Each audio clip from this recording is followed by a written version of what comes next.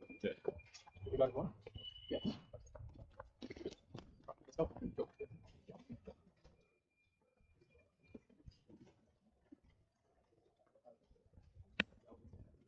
Sorry.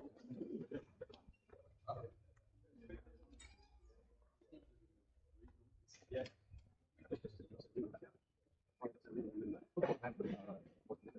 Yeah.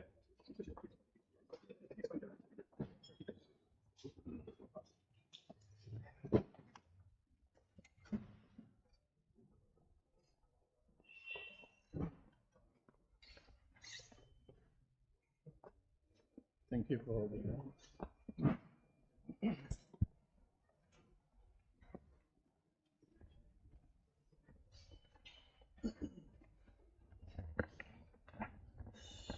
So welcome everyone to the Adaptation Center. For those who haven't met, my name is Abdul and I look after quality and continuous improvement for adaptation. So in this footprint, this is our adaptation. Basically, it's an assembly manufacturing entity for air circuit breakers. So if you have seen the massive packed families and the compact, that's where we adapt them locally in Australia. So let's go forward to the same area. That's our sourcing table meeting area. Where we gather for solve boxes every day with operations, explaining our daily operations, performance, quality, and first of all, safety. Uh, so just heads up, you will see that we got crates as we walk past. That's not our product, but that is a new production line we're going to install. We'll explain about that and the continuous improvement journey in a bit. But let's introduce you to the area and the team here. I'll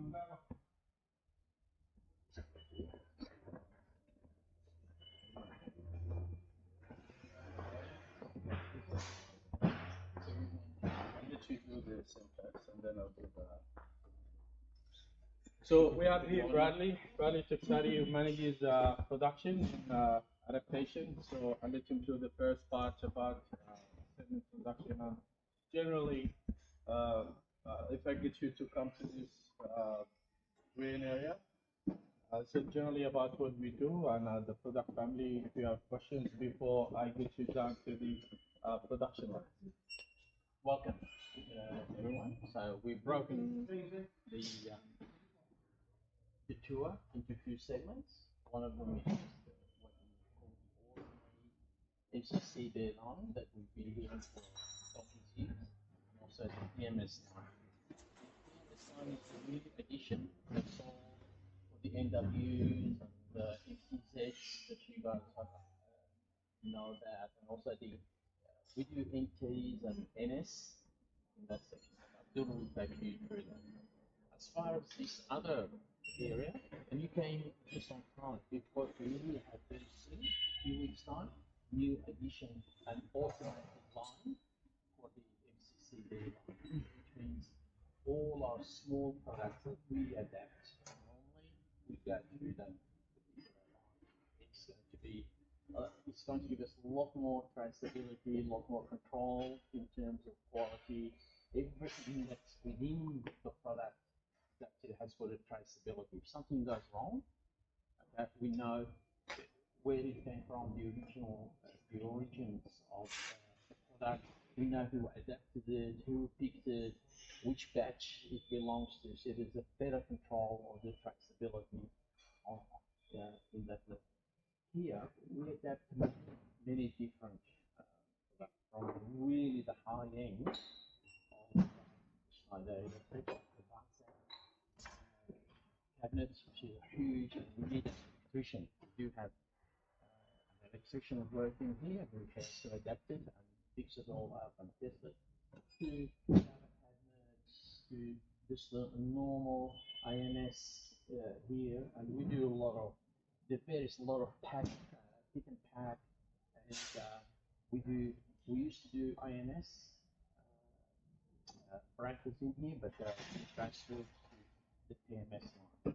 So huge bulk of our work is actually done in this particular segment of the area. But it started capacity balance itself, where the majority is actually done with the PMS line. With better control, far more traceability, far more water. Everything has got a serial number, it's tracked before it gets adapted. We can respond to your basically if you have major breakdown with the customer, it goes through customer care. And so on. Generally speaking, we can do it. We have actually known to do it within 3 hours. It's now specific normal lead time of 3 days. It can be reduced if it is a breakdown. And we do that for New Zealand. We do it for here as well. The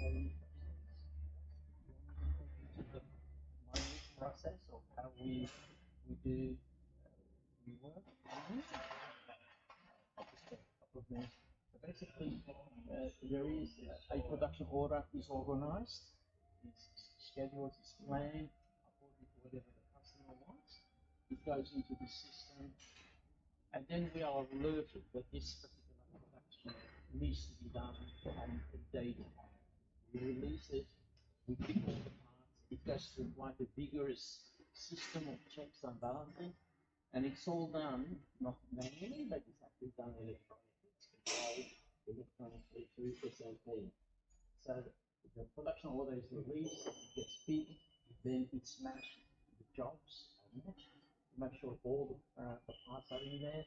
Then an operator will come in, will check all the parts that are actually present, and then we start adapting. And the PMS line will not let us finish a job unless all the parts are actually in there. And all our tools that we use here are calibrated every 6 months. We go through the calibration process to make sure that we meet the requirements. So anytime you guys want a test report or whatever, we've got access, you can download it.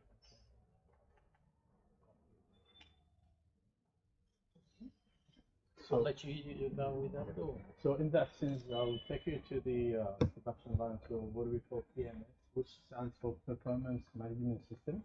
So it's basically the production system that runs these allocated stations as a one-piece flow, and it manages production from end to end. It manages all aspects, traceability, as mentioned by Brad. The talking, which is the criteria or the most critical part of what we do, is the tightening. Every tightening, every screw, every bolt has got a dedicated specific tightening number in Newton meter. So a bolt, for example, would have 17 Newton meter, another one would have 1 Newton meter. So we'll show you what controls that, and let's walk past with PMS line. Let me know if you've got any questions. I'll be more than happy to answer. So as you walk, this is some of the standalone benches, but this is the old way of assembly. In the past, we used to get all the parts to one station where one person just take the parts, checks it, and then we still have a traceability system, which is the old one called Cisco. Then they have to record all the sub-serial numbers manually, or I mean in the system, but all at once, and then going through the digitized instructions. They have to go part by part, and you can imagine how one person has got all the liability and responsibility to do that in sort of manual. And even the checks, we've got intermediate checklists and final checklists. We've got tools, we've got calibrated tools in pneumatic, but you see the idea is a mass production where everything is done at the same time. Now, what is the future? What we are doing at the moment is a one-piece flow. So one-piece flow, we can walk to the PMS line. That's the new concept we're trying to generalize. So we start deploying one production line in the last 2 years to cover the high range of the low voltage power products. So Masterpack, if you heard about Masterpack MTZ, Masterpack NW, Masterpack NT, and Compact NS. And the continuation of this is another production line for compact NSX, which we are going to build in the next 3 weeks. So to give you an idea of how the production is commenced, and we call these production lines the robustness line. Robustness for quality, because based on a criteria defined by Global Schneider Electric, we have what we call PFMEA. So PFMEA is the process failure mode and effect analysis. So every step we have in the assembly point, we have identified and assessed the severity, occurrence, and detection. What can go wrong at every single activity. And based on that, we have highlighted the severity. So we categorize from 1 to 10. So severity 9 and 10 is the highest, and that means it's a safety related. For example, if I have two connections to tighten with 17 Newton meter, I have to achieve that. I have to have a system that never zero failure, because if I undertook that, I'm gonna end up in a bad quality, which will result to a safety issue to customer. And that's why we say Schneider quality is safety. So in order to govern this process, we have developed what we call smart screwdrivers. So the smart screwdrivers, and you feel free to come closer. The smart screwdriver basically detects or reads the bill of material, and it will predetermine what are the required torquing, and it will adjust, the screw will adjust itself. If it's 17 meter, it will adjust. You think in the old way, we have 17 millimeter, 13 and 5. So for me, in the past, an operator can pick any one of them and can easily make a mistake. Even though they're all calibrated, they're all disabled, but subjected to human error. That's why we come with a more automated way to govern it. And the beauty of smart screwdrivers doesn't only give you the torquing, but also counts the number of screws. It also counts the angle, so that, say for example, I've tightened the screw in an angle, and we all know as switch, if we've been in the switch board building, if we tighten something on an angle, you achieve the torque, but there is a gap, right? So this strategy is implemented where it will count the number of turns, and even if you reach the torque value, but you still say, hey, you still have 2 turns to go. That means there's something wrong. So that is the level of care that we do. So to explain you about this footprint, to the right hand side is the breaker production line, and on the left hand side it's called the chassis and testing production line. And that's because we have in one product a breaker and a chassis, sometimes called a breaker. So the breaker is engaged on a dedicated trolley, as you can see, and please come closer. We can watch and observe one of the breakers being made. But to just give you an example, what we do have is Kanban locations. So it's fully digitized. Whenever a pen goes down, then it gets scanned and then asks the warehouse to replenish.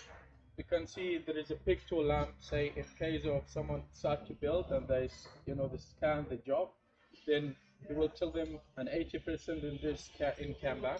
So you can see there is a good efficiency in here. I don't have to wait for someone to kit the jobs.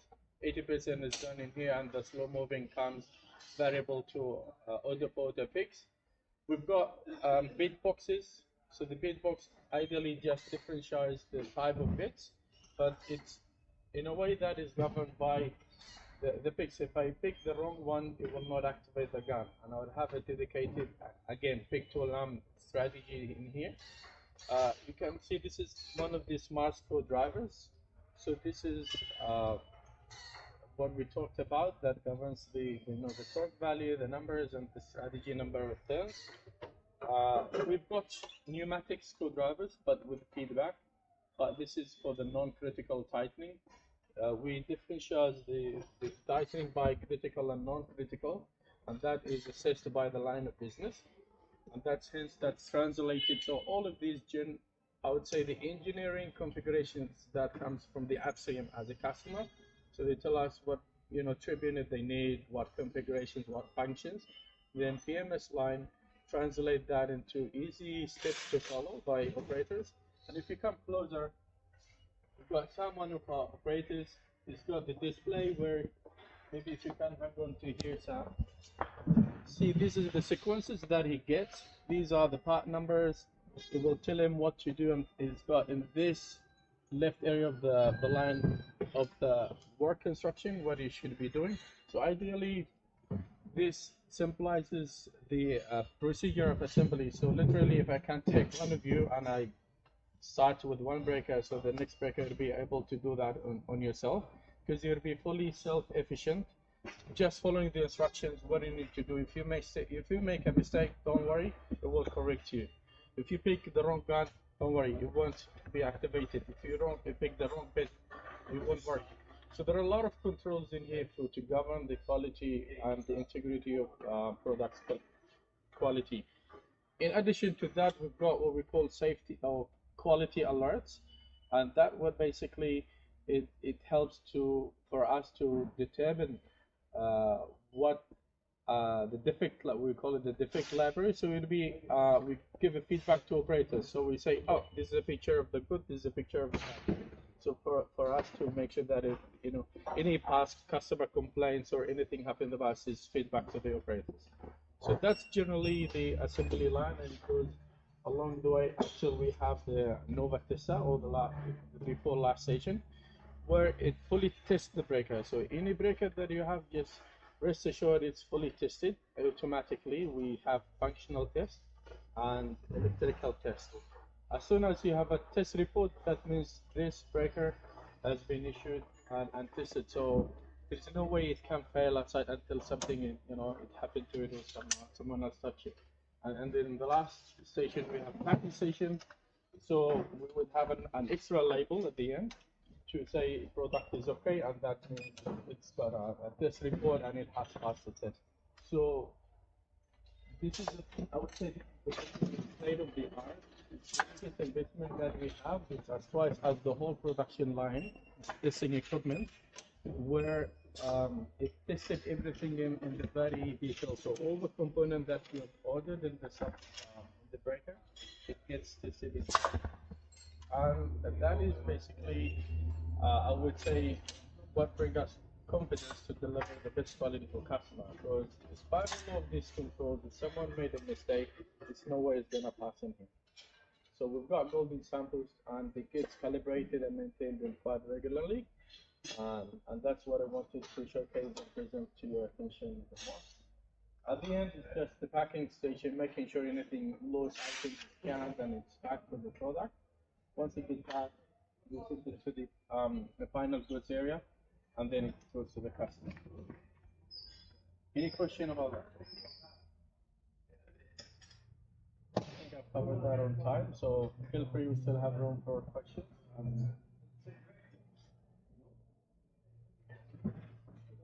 For me, for the adaptation center.